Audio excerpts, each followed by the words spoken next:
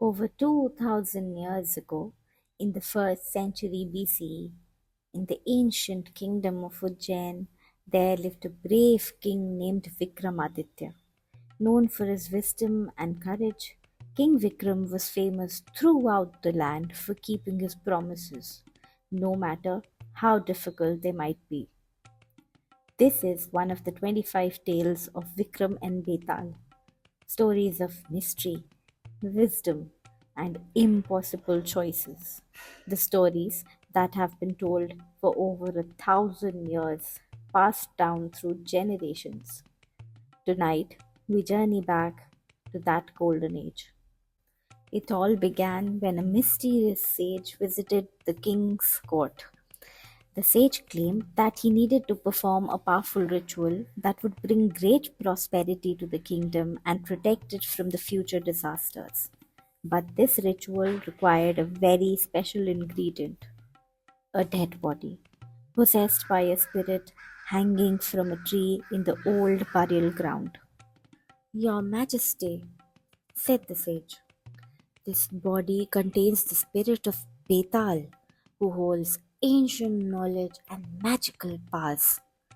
Only by using this body in my ritual can I channel that power to protect your kingdom from the terrible famines and wars that are coming. The sage's eyes grew serious. This is the only way the ritual will work. But I need a brave heart like you to get the body to me. King Vikram, being a man of his word and caring deeply for his people's welfare, agreed. On a dark, moonless night, King Vikram made his way to the Shamshan. The burial ground was a frightening place where most people feared to go even during the day. Ancient trees cast twisted shadows, and strange sound echoed in the darkness. There, hanging upside down from the largest tree, was the body. King Vikram lifted the body onto his shoulder and began walking back. Suddenly, Betal came to life. That's when Betal spoke the first time. O king, in those ancient days, in the great city of Kashi, which even then was already 1,000 years old, there lived a wealthy merchant named Dhanapal. He was known throughout the city for one special quality. He always spoke the truth, no matter what the cost. Now, you must understand that in those times society was very different from today. It was a time when women had very little say in their own lives. Their worth was often judged only by their beauty and their ability to bring honor to their families through marriage. A woman's intelligence, kindness, or talents mattered little to most people. Only her appearance mattered. Dhanapal had an intelligent, well read, kind hearted, and beautiful daughter named Kamala. She could solve mathematical problems that stumped grown men, write beautiful poetry, and heal sick animals with her gentle touch. But sadly, in that unfair society, none of these wonderful qualities mattered as much as they should have. When Kamala reached the age of marriage, many wealthy families came asking for her hand. But Dhanapal had what society considered a problem. His daughter had a small mark on her forehead, a tiny scar that she had gotten as a baby. But in that cruel, appearance obsessed society, this tiny mark became a huge obstacle. Every time a family came to meet Kamla, Dhanapal would honestly tell them about the mark. Some families would immediately lose interest, as if this brilliant, kind woman had suddenly become worthless because of a small scar. How can we accept a girl with a mark on her face? They would say. What will people think? What will our relatives say? Dhanapal's wife begged him to stay quiet about such a small thing. This society is unfair to women, she said. Sometimes we must work around its cruelty to protect our daughters. But Dhanapal remained firm. Truth is truth, he said. I cannot build my daughter's marriage on a lie. Besides, any man who would reject her for such a shallow reason doesn't deserve her anyway. Some years passed, and Kamla remained unmarried. But Dhanapal's faith in finding the right person proved correct. One day, a young merchant named Suresh came to their city. Unlike most men of the time, Suresh had been raised by progressive parents who taught him to value character over appearance. When he met Kamla, he was immediately impressed, not just by her beauty, but by her intelligence and wisdom. They spent hours discussing books, philosophy, and the unfair ways of the society. Suresh was amazed to find someone who could challenge his thinking and share his dreams of making the world more fair and just. As usual, Thanapal told him about the scar, but Suresh's response was different from all the others. He said, I am not marrying a face, I am marrying a person. Your daughter's character, her brilliant mind, and her kind heart are what matter to me. A tiny scar doesn't change any of those wonderful qualities. He paused and smiled. Besides, I have something to tell you too. I have a long scar on my leg from a childhood accident. Should I hide these from you? Do they make me less worthy of love? Thanapal was amazed. Here was someone who understood that true worth comes from within.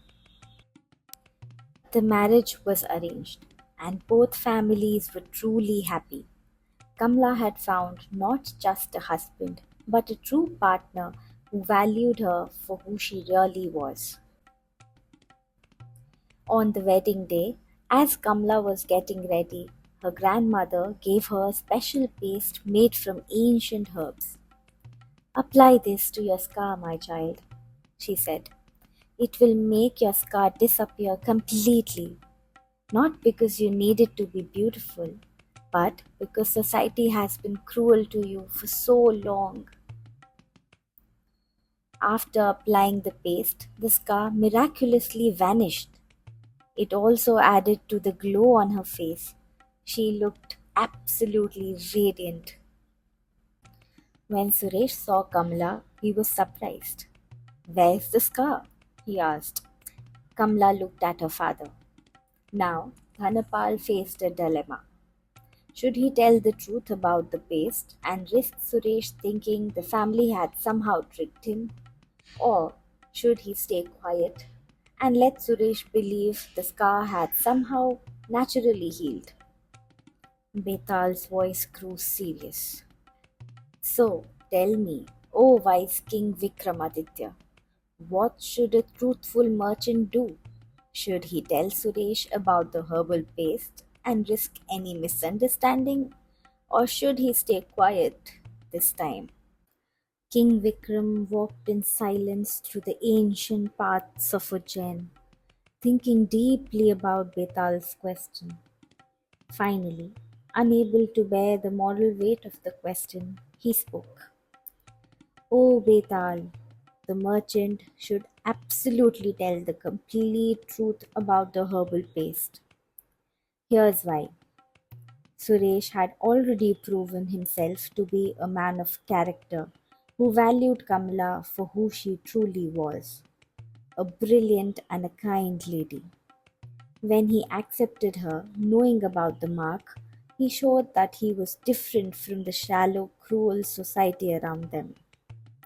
If Dhanapal tells him about the paste now, Suresh will understand that this was simply a grandmother's loving gesture to help her granddaughter in an unfair world. A truly good man will be happy that an unnecessary burden has been removed from his wife's life. Secondly, truth telling is what separates good people from a dishonest society.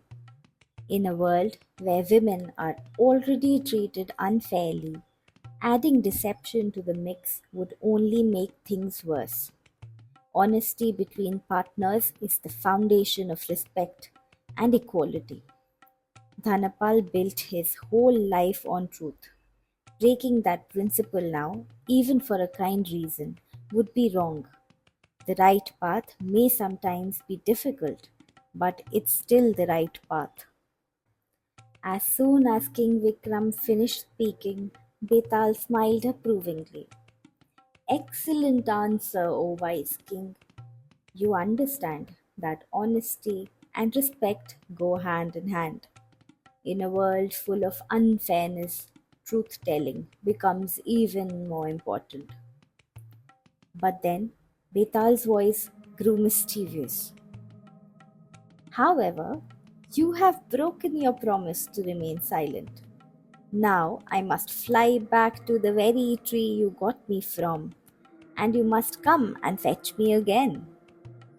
With that, Betal disappeared in a gust of wind, leaving King Vikram standing alone in the dark path. The king sighed, knowing he would have to return to the burial ground and start the whole process again. But Vikram was not discouraged. He knew that fighting against unfairness requires persistence. And so, the wise king turned. He walked back towards the Samshan, ready for whatever story Betal would tell him next.